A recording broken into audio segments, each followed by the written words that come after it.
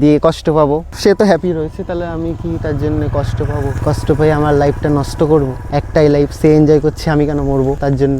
তো এই জিনিসগুলো বুঝতে হবে যে সত্যি ভালোবাসে সে থাকবেই, থাকতে বাধ্য। যে কেউ যদি কোনো খারাপ পরিস্থিতিতে পড়ে সে আমাকে ছাড়তে বাধ্য হয়, তাহলে সে অন্য ছেলেকে বিয়ে করবে না, সে আমার জন্য অপেক্ষা করবে। তাহলে আমিও তার জন্য সারাটা জীবনই অপেক্ষা করে যাব, সে যতদিন আমার জন্য অপেক্ষা করবে। আর এখানে তো এমন কিছুই তোমরা দেখলে না। তোমরাই বলো এগুলো কি কোনো রিলেশনশিপ বলে? কোনো অন্য মেয়ের সঙ্গে কথা বলিনি, আর আমি অন্য মেয়ের সঙ্গে রিলেশনে থাকাকালীন কোনো কথাও বলি না। তোমরা নিজেরাই দেখতে পারবে আমি যখন একজনের সঙ্গে রিলেশনে থাকি, হ্যাঁ তাকে নিয়ে ভিডিও করি, তার সঙ্গে থাকতে চাই। তাও তারা যদি ছেড়ে চলে যায়, আমি কি করব বলো?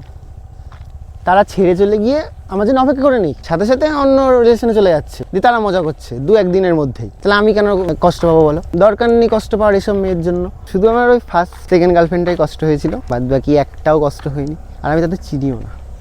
আর ফার্স্ট গার্লফ্রেন্ড মানে তখন আমি ভিডিও করতাম না, ঠিক আছে? তোমরা আবার ওর কথা ভেবে নিও না। আমি এখন এই কথাগুলো বলছি, সেগুলো তোমরা ভেবো না যে আমি হয়তো এখন কোনো প্রবলেমের মধ্যে আছি। ভাই এখন অনেক হ্যাপি আছি, কেউ চলে গেলে আমি তার জন্য অপেক্ষাও করি না। হ্যাঁ আমার সঙ্গে রিলেশনে আছে, আমি ভদ্রভাবে আছি, কোনো কিছু করবো না, কোনো খারাপ ব্যবহারও করবো না, অন্য মেয়ের সঙ্গে রিলেশনে যাবো না, ভদ্রভাবে লয়ালভাবে থাকবো। সে যদি ছেড়ে চলে যায়, চলে যাওয়ার পর অন্য কাউকে পেয়ে যায়, আমিও তাকে চিনি না, আমিও অন্য রিলেশনশিপে চলে যাবো।